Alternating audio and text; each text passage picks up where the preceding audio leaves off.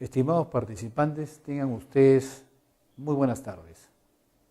Continuando con el curso de Seminario de Tesis 1 de la Maestría en Planificación Estratégica del Desarrollo, continuando con nuestras clases, vamos a hacer una revisión sucinta de todo lo que se refiere al marco teórico, su importancia, su significado, su trascendencia y todo aquello que nos va a permitir elaborar ese marco teórico. Vamos a revisar el concepto del marco teórico, la construcción del marco teórico y fundamentalmente las funciones del marco teórico. Toda esta información en las clases virtuales regulares que tenemos está siempre a su disposición. Como siempre, Jorge Ríos los saluda y vamos a empezar esta charla en relación al marco teórico. Lo primero que tendríamos que señalar es cuál es el concepto referido al marco teórico.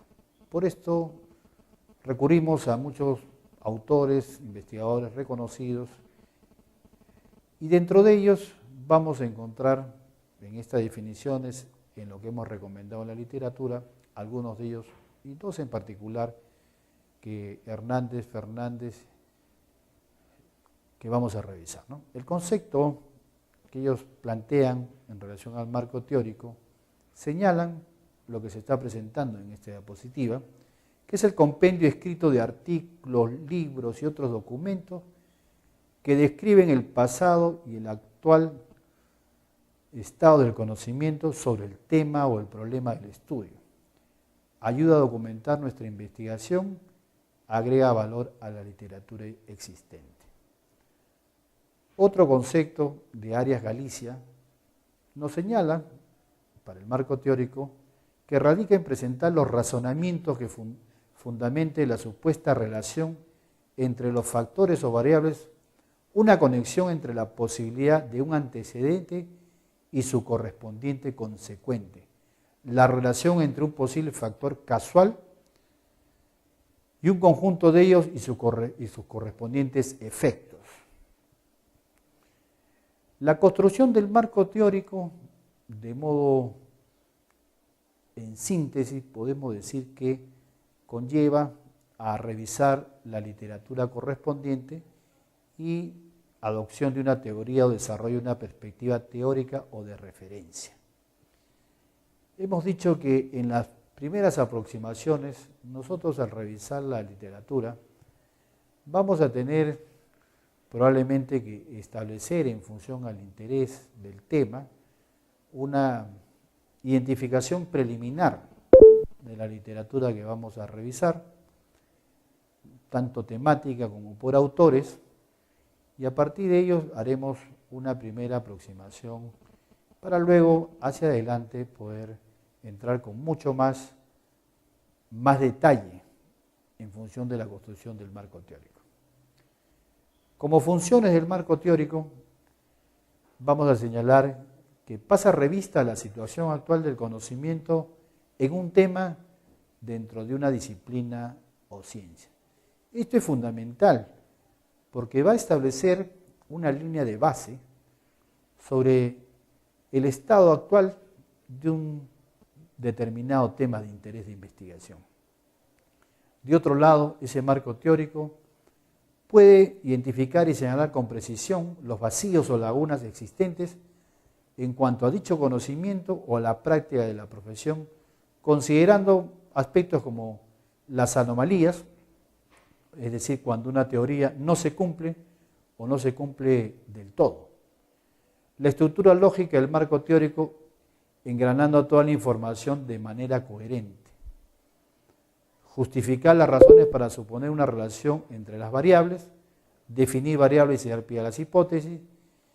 Obviamente todo lo anterior recurriendo a distintas fuentes necesarias, libros, revistas científicas y muchos otros documentos que tenemos que identificar de una manera preliminar, estructural y obviamente indagar en mayor profundidad para poder construir esto que llamamos el marco teórico y que nos va a permitir, digamos, encaminar adecuadamente nuestro proceso investigativo.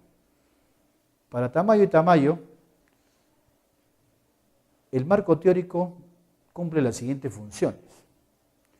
Sirve para cuestionar, conducir, reformular o cambiar el planteamiento del problema de investigación. Ayuda a precisar y organizar los elementos contenidos en la descripción del problema. Delimita el área de investigación. Sugiere las guías de investigación dando alternativas del enfoque para tratar el problema.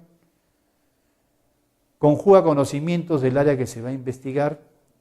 Expresa proposiciones teóricas, generales, postulados y marcos de referencia que sirven de base para la formulación de hipótesis, manejar las variables y guiar el curso de acción.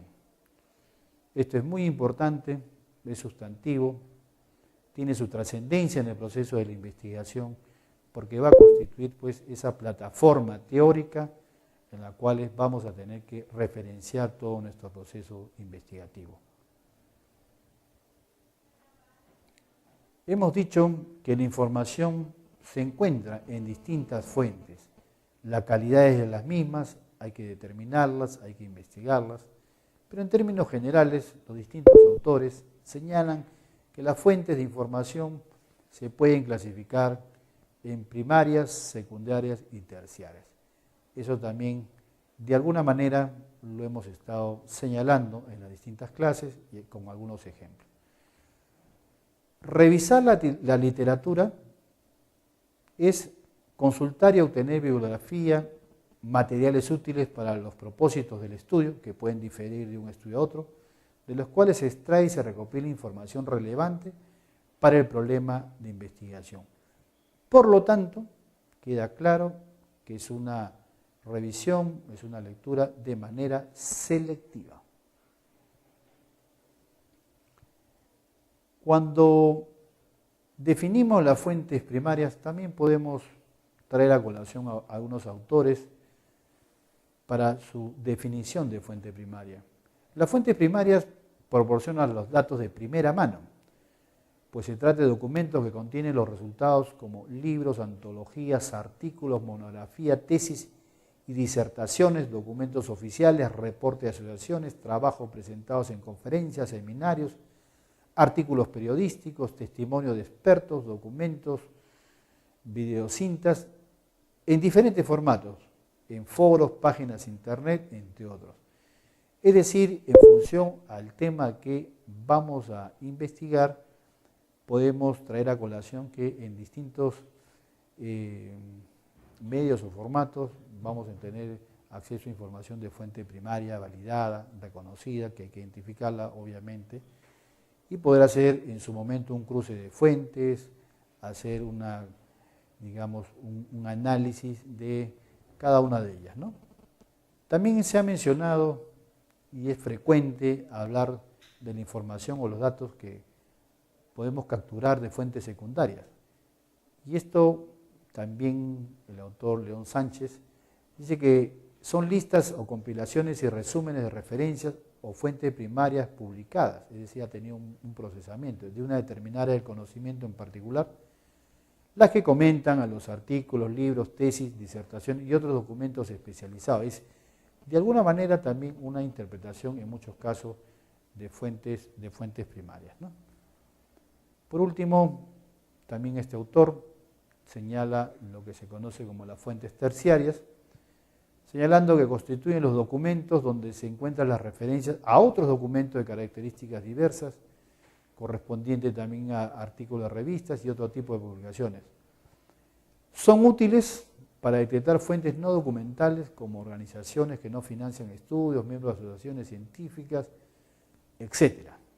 Es decir, acá también tenemos que entender que podemos encontrar en las distintas fuentes y en muchos casos también en la tercera, información que en casos particulares nos puede ser de mucha utilidad. Avanzamos rápidamente y vemos que en esa revisión de la literatura tenemos algunas fases o unos momentos en este proceso. La primera de ellas es una revisión general, tenemos un marco de referencia de repente un poco amplio. Podemos ir de alguna manera afinando, es decir, detectar o identificar con toda claridad la pertinencia de esa literatura con el tema de investigación. La consulta, la extracción y recopilación de una manera mucho más específica, cuando nosotros accedemos a distintas fuentes, visitamos bibliotecas, academia, algunas bases de datos, y todo esto nos va a permitir pasar a la siguiente fase, que es la construcción del marco teórico, ¿no? Muy rápidamente señalamos que la revisión de la literatura se puede iniciar muy rápidamente o directamente con el acopio de las fuentes primarias. Esto ocurre cuando el investigador ya conoce su localización. En muchos casos esto es un poco frecuente, porque cuando nosotros hemos tenido la idea inicial, que hemos de alguna manera comenzado a modelar, también en paralelo, seguramente ya estamos identificando cuáles son las fuentes que vamos a tener que indagar, porque definitivamente hay una cierta familiaridad del investigador, del maestrista, del tesista con el tema y conoce también de una manera mucho más específica dónde se ubicaría esta información. La recuperación o la obtención de las fuentes, una vez que se han identificado, es decir, ya localizada de una manera física, electrónica, filmotecas, hemerotecas, se hace esta recuperación, ¿no? Incluido, digamos, la base de datos a través de Internet y otras fuentes. En la fase de la revisión de la literatura, la consulta, ¿no? Es decir, en este momento ya estamos de alguna manera seleccionando aquellas que nos van a servir, que son de utilidad para el marco teórico específico y desechar de las que no van a ser de utilidad. Servirán probablemente para otras investigaciones, serán referencias, pero en el caso específico no.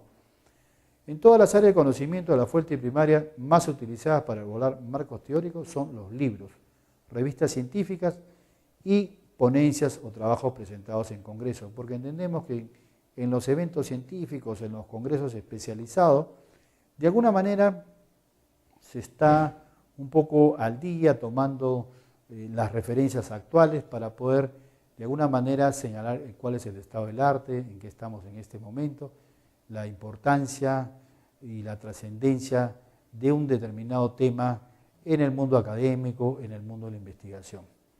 Cuando hacemos la fase de extracción y recopilación de esa información de interés, acá hemos dicho que tradicionalmente lo hacemos de una manera manual, es decir, es el investigador que a través de su lápiz, su cuaderno, de repente accede a unas fotocopias, pero hoy en día también sabemos y conocemos y hemos recomendado que existen ya programas informáticos, es decir, software que a partir de recuperación a través de palabras claves, de keyword, etcétera, podemos hacer también un acopio de información cuando las fuentes son bastante amplias, ¿no? Y eso nos permite de alguna manera un poco más rápida probablemente hacer los procesos de la extracción de la información.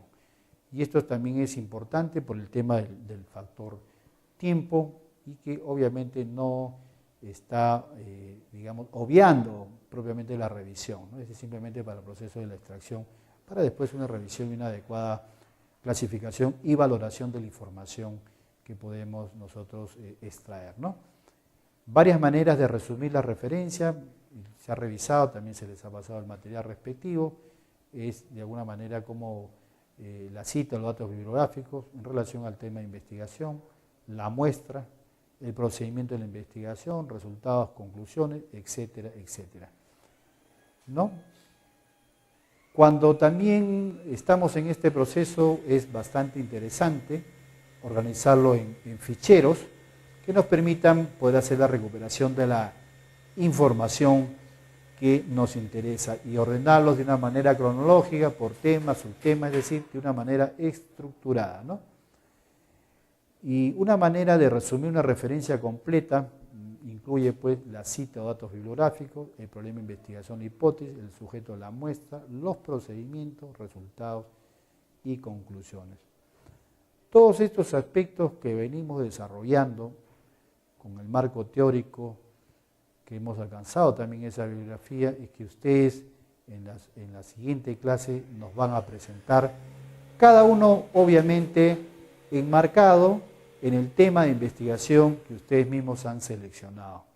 Por eso, en tal sentido, no queda más que agradecerles la atención prestada, como siempre, señalando nuestra mejor predisposición para colaborarles de manera muy concreta para el desarrollo del encargo. Esperemos que en todo esto del seminario tesis 1, cuando pasen al siguiente nivel, el seminario tesis 2, seguramente va a ser fundamental en la construcción de su propio proyecto de tesis. No me queda más que darles las gracias por la atención prestada y señalarles que estaremos siempre a vuestra disposición cuando así lo requieran. De parte de la institución y su docente Jorge Ríos. Muchísimas gracias.